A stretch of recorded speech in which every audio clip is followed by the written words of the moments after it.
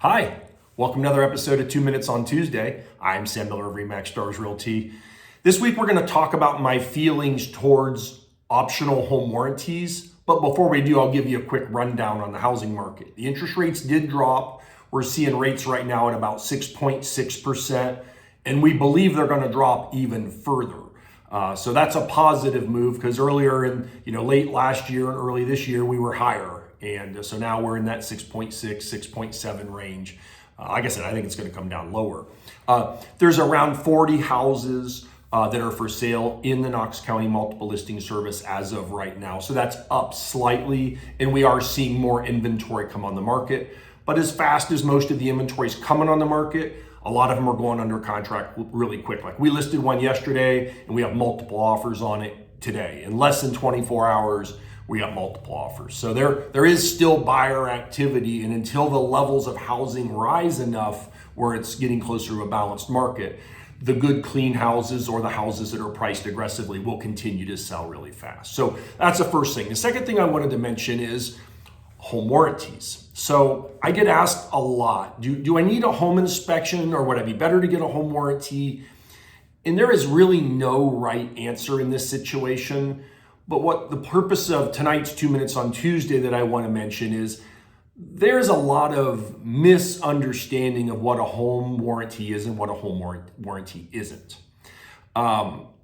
So I have a love-hate relationship with home warranties because if someone doesn't buy a home warranty and something happens to the house within the first year and the furnace needs serviced, there's a problem with the air conditioning or whatever, then they wish they would have bought one. And then if they bought one and the company either doesn't want to pay the claim or they don't have an issue, then they felt like they wasted their money. So it's a catch-22 at some level. Now, there have been cases where I've seen home warranties certainly pay well beyond what the cost of the home warranty was to settle a claim to fix like a furnace or an air conditioner. Those tend to be the bigger ticket items that I've seen. A misconception, though, is that you buy a house and if anything goes wrong in the first 12 months, it's covered. And that is false. That is not true. There are lots of exclusions or exceptions to the contract, the warranty policy that are not covered. And they clearly are spelled out in the warranty under the small fine print, but it is spelled out. Roofs, as an example, most warranty companies, if the roof goes bad, they are not replacing the roof. They might patch the roof or repair it, but that's the extent of it. If there's a pre-existing condition and you buy a house and the furnace doesn't work the day you buy the house, that warranty company 99 out of 100 times probably is not going to pay a claim and fix that furnace because they're going to say, hey, that was a pre-existing condition. It was that way when you bought it. And so that makes it tricky. So in a home warranty, I want you to think of a home warranty, and this is not guaranteed, but it's a pretty good rule of thumb. You need to think of a home warranty as a mechanical warranty. It's not going to fix drywall and woodwork and trim and things like that, carpet. It's going to be like your furnace, your central air, your water heater, basic plumbing leaks, some electrical. Sometimes it'll cover appliances. Sometimes you have to pay extra to get coverage for appliances. Sometimes it'll cover like a hot tub or a spa. Or if you have well water, some of them will cover the water well pump, some will not. Some will have that as an add-on or an additional cost for additional coverage. So you got to read the contract really close. A couple things you really need to think about, and this is a big deal, especially in the winter or in the hot summer. Let's say your furnace goes out. You can't call a furnace company to have your furnace fixed. You have to call the warranty company, and the warranty company is going to dispatch a contractor that's on their approved list the majority of the time. And that may not be the furnace company for the manufactured brand furnace that's in your house. It's just whoever they have a contract with. And a lot of these warranty companies are sending so much volume to these contractors that they've negotiated preferred rates.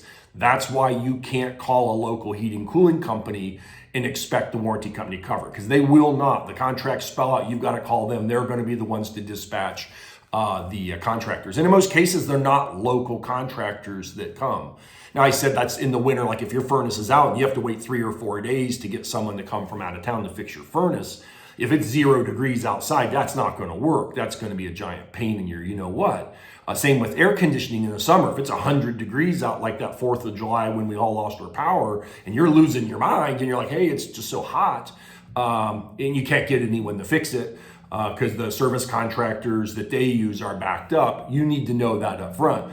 There are cases where the company will authorize you to call a contractor because you can't get their contractor because they're backed up. But if you call your contractor first, they'll almost always deny the claim. So the biggest thing I can tell you is read the fine print on the home warranty contract and compare different home warranty vendors, because some give you features built in for a fair price and some charge you additional fees for add-ons for that same coverage. So not all these contracts and warranty companies have the same coverage, and a lot of them don't have the same deductible. And speaking of deductible, they charge you a deductible per occurrence of a repair. So if you have 3 different repairs, your furnace goes out, that's a deductible. Hot water tank then needs serviced or repaired, that's another deductible when they send someone out at another time. And if you have a plumbing issue, there's another deductible for that. Now, if your furnace has service twice, if it's the same issue right away, they'll probably send the same contractor. But if a month passes and you have another problem, you're going to pay another deductible to get that contractor out. So a couple weeks ago, I said I was going to do shorter videos, but this is really a good one where it answers a lot of the questions that a lot of you have. So I apologize for a longer video, but hopefully this is helpful and it makes sense to you. And if you have questions, always feel free to give us a call, 740-397-7800. I'm Sam Miller.